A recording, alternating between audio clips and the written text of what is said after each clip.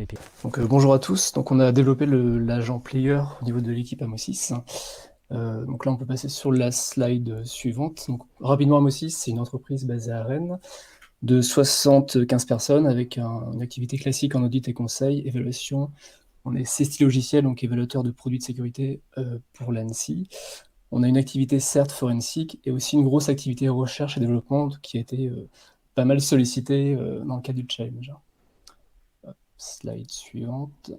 Donc on a mis en place une solution qui s'appelle Player, qui recoupe en fait deux approches, une approche déterministe et une approche opportuniste. Donc ça veut dire quoi? Ça veut dire qu'on utilise en fait un framework dans l'approche déterministe qui implémente en fait un catalogue d'actions unitaires. Et avec ça, on peut construire des scénarios de vie déterministes. Et on a complété ça avec une approche opportuniste qui permet de découvrir par rapport à un déport d'affichage des actions qu'il est possible de mener en découvrant en fait l'environnement desktop. Slide suivante. Donc on a notamment développé dans le cadre du challenge une bibliothèque qui s'appelle Descare, qui met à disposition différentes fonctionnalités qui permettent de faire de la détection d'objets labellisés, qu'on a au préalable labellisés, et qu'on peut détecter sur des déports d'affichage. On est aussi en mesure de faire de l'extraction de texte, extraction de liens web par exemple, et donc de détecter automatiquement la position de ces éléments sur une sortie écran. On a également travaillé sur la génération de texte et un petit peu sur la génération contextuelle de texte. Et tout ça s'appuie sur des technos d'IA, d'apprentissage, de reconnaissance de texte et de reconnaissance d'image.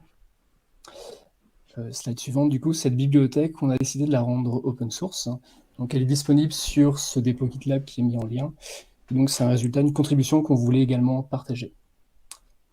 Donc voilà, donc slide suivante. On a également pas mal travaillé sur la facilité d'intégration et d'utilisation du composant Player. Notamment, on a à disposition différentes manières d'exploiter ce framework, cette plateforme. À la fois une ligne de commande, un clic, qui nous permet de facilement prendre en main et jouer des scénarios sur une cible. On a une API REST complète et documentée qui permet d'intégrer cette capacité dans un écosystème plus large, par exemple un CyberRange ou un autre environnement opérationnel.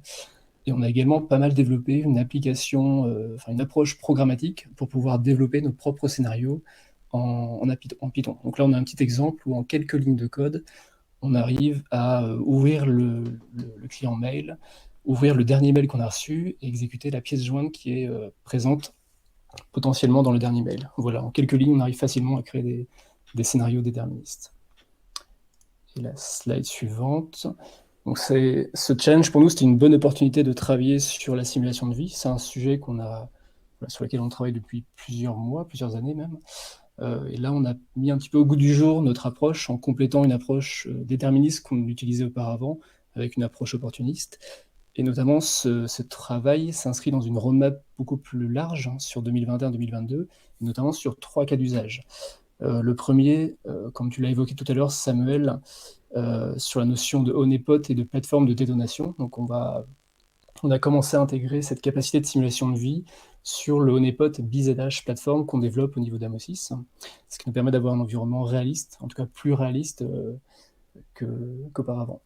Maintenant, on travaille également sur l'évaluation et le test de produits de sécurité en défense et également le test d'architecture de défense et d'équipes opérationnelles. Donc pas simplement des produits, mais également des architectures et des équipes qui font du SOC ou du CERT potentiellement. Et enfin, on a un volet formation-entraînement avec la capacité de produire un environnement immersif avec de la vie et de l'attaque, avec l'ambition de pouvoir former des équipes en défense et en attaque. Donc là, la petite capture d'écran qu'on voit, c'est l'intégration de la capacité de simulation de vie sur le CyberEngine 6, où on est en mesure de jouer de la vie sur tout un ensemble de machines virtuelles de type post-client Windows.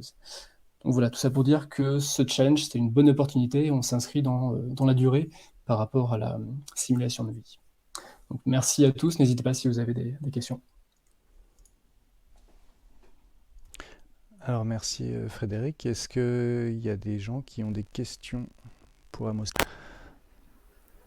Si je comprends bien, dans la roadmap d'Amosis sur donc cette année et l'année prochaine, vous avez prévu justement peut-être d'intégrer le travail que vous avez fourni pour le challenge dans vos travaux futurs? Oui, tout à fait, notamment sur la plateforme de détonation Biz Platform, on va intégrer cette capacité à la fois d'action de vie déterministe et opportuniste avec l'intégration de la bibliothèque d'Esker. Et on va également travailler sur d'autres sujets, d'autres cas d'usage de génération de datasets. On va également avoir à intégrer cette capacité. Ouais, tout à fait. Ok, alors moi j'ai une autre question. Quelle a été la plus grosse difficulté que vous avez rencontrée pendant le challenge? Alors pour nous, la plus grosse difficulté, c'est vraiment la génération de textes contextuels.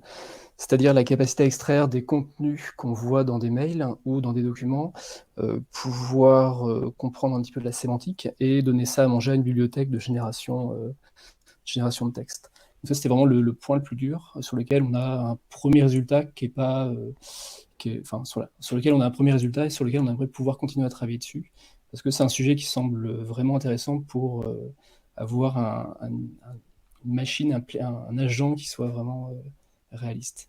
Voilà, c'était vraiment le sujet le plus dur par rapport aux machines virtuelles qui étaient proposées.